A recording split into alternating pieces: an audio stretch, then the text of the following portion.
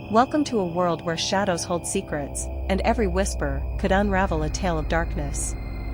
Tonight, we journey into the unknown, exploring the chilling depths of human nature and the twisted paths of those who walk among us. Are you ready to confront the sinister, the inexplicable, and the unimaginable? Stay with us as we uncover the truth behind some of the most perplexing and haunting crimes ever recorded. Brace yourself, what you discover might keep you up at night. Let the story begin.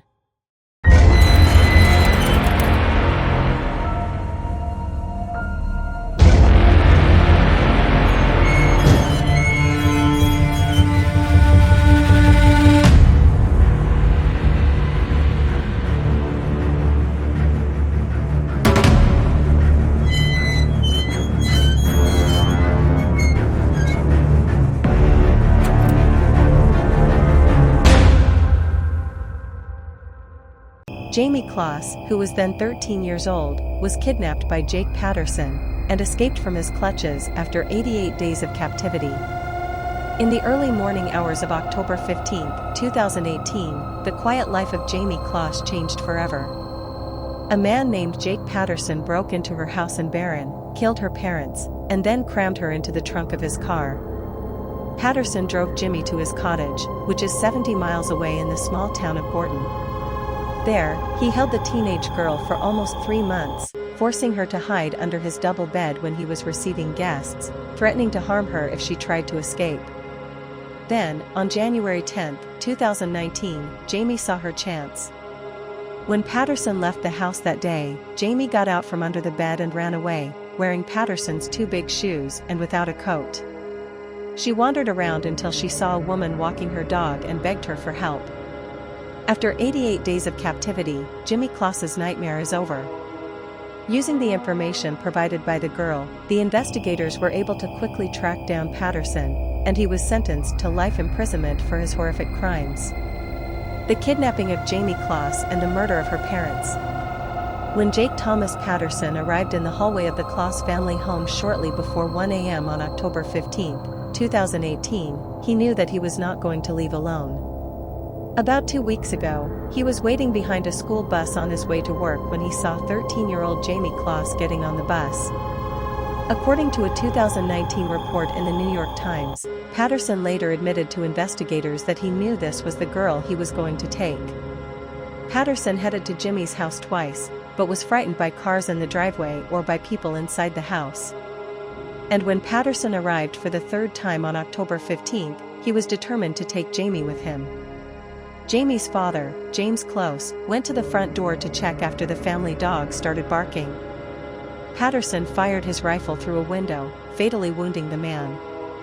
Then he broke into the house and opened the bathroom door, where Jamie and her mother, Denise, were hiding. Denise tries to call the police, but she is unable to say a word to the respondent before Patterson enters. Dennis was forced to put duct tape over Jamie's mouth and then shot the woman in front of her little daughter. While Patterson was carrying a terrified Jamie Kloss from her house, he almost slipped into a pool of blood. He put the girl in the trunk of his car and drove away. Patterson had spent only 4 minutes inside the house. Since the 911 emergency call heard screams in the background of Dennis' call, they sent officers to the Kloss family home. The police later noticed that they had passed Patterson's car on their way. Upon arrival at the house, investigators quickly determined that Jamie was not a suspect in the killings, and issued a security alert. However, it took almost 3 months before any sign of Jamie appeared. After killing James and Denise and kidnapping Jamie, Patterson drove the girl to his house in Gordon, burned her clothes and threatened to kill her if she made any sound. Patterson told police that Jamie quickly learned that he would explode in anger over small things and cooperated with him so as not to hurt her. "I can say that here you are going to live really well, I am treating you well," and she was saying yes well. "I was telling her that you can live in much worse conditions here," Patterson said. Despite carefully planning Jimmy's kidnapping, going so far as to shave his head to prevent leaving any trace of him, he did not think about what he would do after he got Jimmy. When his father or friends visited him at home, he would force her to hide under his double bed, closing the openings with storage boxes fastened with weights so that she could not push herself out. She was also forced to stay under the bed when he left the house, sometimes leaving her without food, water, or access to the bathroom for up to 12 hours at a time. And over time, Patterson began to trust Jamie. They watched TV, played board games, cooked together, and he even took her for walks. This lasted for almost 3 months, but on January 10, 2019, Jamie decided that her chance had come. When Patterson left the house that day, she pushed herself out from under his bed, put on his shoes, and set off into the snow outside wearing only her pajamas. Soon Jamie saw Jane Nutter walking her dog in the area and she knew that she was finally safe. Jake Patterson faces justice. Approaching her, Jamie said to Nutter, "I'm lost, I don't know where I am, and I need help." At first, Nutter thought the little girl had run away, but when Jamie said her name, Nutter was shocked. Nutter rushed to a nearby house and knocked hard on the door, shouting, "This is Jimmy Claus. Call the police." Peter Kasinkas, the owner of that house, told the Associated Press at the time, "Honestly, I still think I'm dreaming right now.